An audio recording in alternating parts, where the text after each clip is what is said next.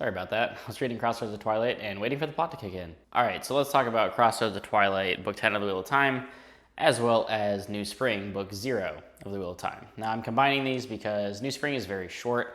I don't feel like I would fill an entire review with just that, and so little happened in Crossroads of Twilight that the video would have been done already. So let's talk about these books. So wow, Crossroads of Twilight. If you watch my June wrap up, you already know my feelings for these two books. I really did not like Crossroads of Twilight. It is dog shit. And I didn't really like New Spring that much.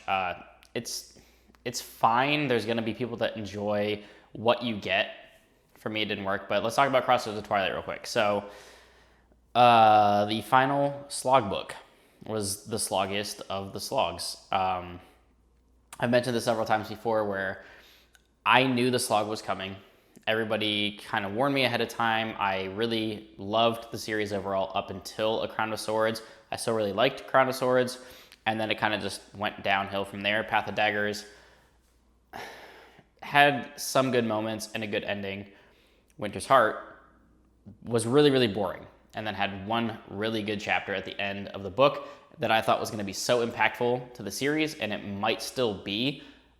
But what bothered me about Crossroads of Twilight is half the book roughly takes place sort of simultaneously with Winter's Heart, but also, obviously, I mean, I talk spoilers in all these videos, so spoiler for the end of Winter's Heart, the curing of Sidene, the cleansing of Sidene, and the removal of the Dark One's taint. Why is this like not a big deal in Crossroads of Twilight? I feel like it barely gets mentioned. I figured it would be an immediate impact and everybody would be like, holy shit, this is huge. And it just didn't really feel like that to me. Maybe that'll happen in the following books. Maybe it just takes a while for the word to get around. I mean, people don't have email. We'll see. But what we need is some teleportation powers from Game of Thrones, the TV show where everybody seems to know everything all the time. I would like that in Wheel of Time if that was the issue. So let's talk about what happened here. Perrin continues to chase after Faile, and Faile tries to escape and gets captured. I'm so done with Perrin's storyline, I don't even care. I really loved this character 6 books ago, even up to, part of Fires of Heaven. No, he didn't exist in Fires of Heaven. He came back in Lord of Chaos and then kind of disappeared again. And then every time since then he's been back. It's been about Faile, and that's their god-awful relationship, and I don't care. I really miss Perrin pre-Faile, and I don't know what Knife of Dreams or the Sanderson books will do for his character. I'm really hoping he sort of returns to form and stops just being a dog for Faile, but who knows? We'll see. Hopefully he's better. Matt, escaping with Tuon, I don't care. I want crazy Matt antics, and I mean, we get a decent amount of Matt in this book, but I talked about this in my wrap-up, when part of your book summary mentions that Matt made Tuon smile, your book is lacking content.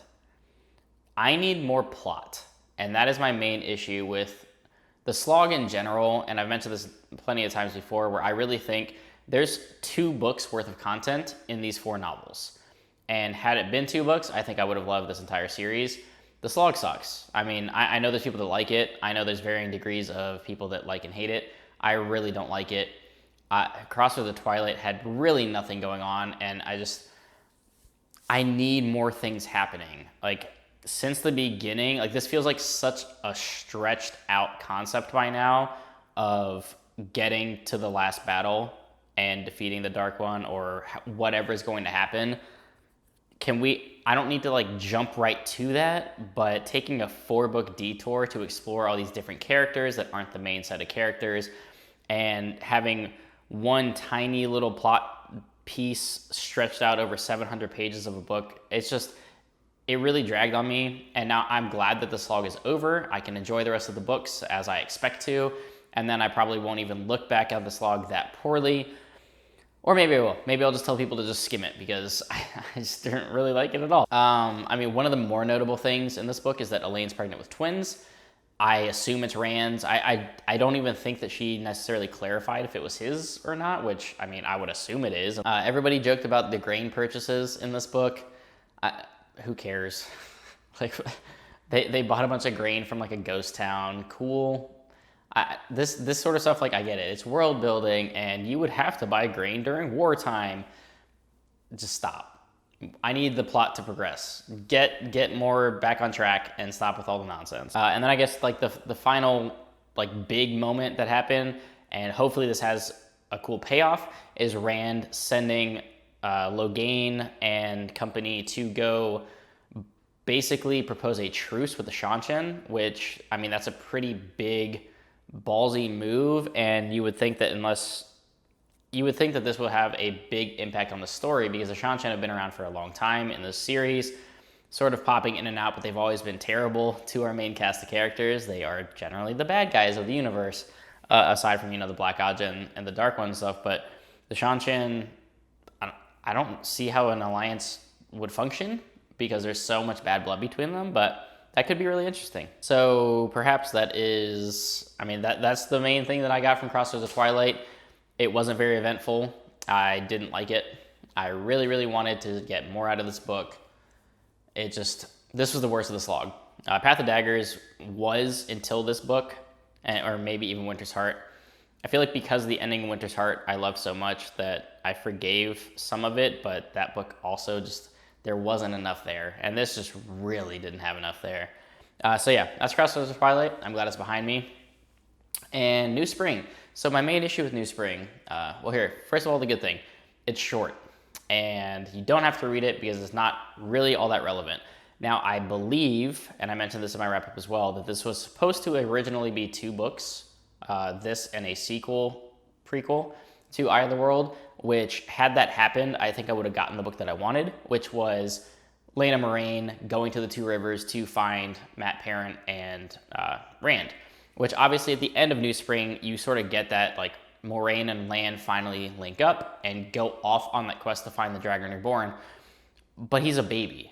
Like, he had just been born, and that's what Tar Valon is, all the words buzzing about finding this, anybody around this date and time that was sort of born, and find if they're the Dragon Reborn. I didn't expect the whole Moraine Swan buddy college experience at Tar Valon that was this book.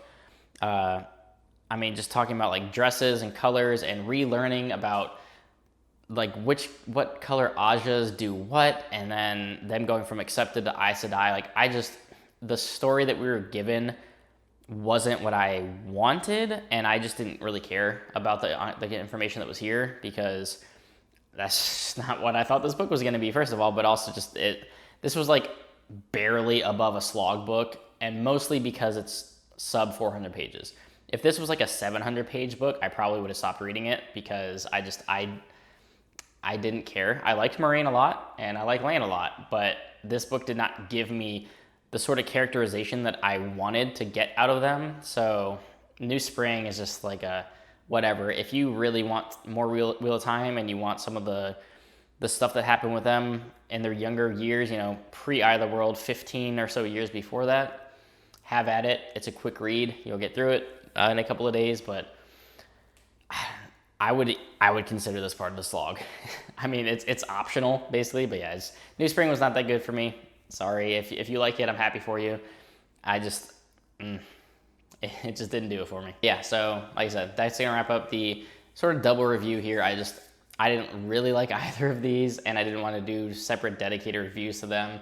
I'm glad the slog is over, and I'm looking forward to Knife of Dreams next month. New Spring was going to be part of my July reads, and I bled a little bit into July. I think I read this, I might have finished it on like July 1st or 2nd, so it's technically a June and July read. But I'm glad the slog is behind me. I got New Spring under my belt. I want to go to Knife of Dreams and beyond and finish the series out strong with everything that I think I'm going to love, which is the conclusion of the books. So that's going to do it, guys. Like and subscribe. As always, do hit up Patreon if you want to support the channel financially. That's always optional, but always appreciated. Definitely jump in Discord, though, or leave me a comment down below. Let me know your thoughts on Crossroads of Twilight, New Spring, what you thought of the slog. Do you think New Spring is mandatory for the series? I personally don't. I think it's just like a little bonus side quest of Moraine and Swan if you want to read about them. I just didn't find either of these books that interesting, but I'm happy that I'm done with the slog and I can get back to some good books. So that's going to do it, guys. Until next time.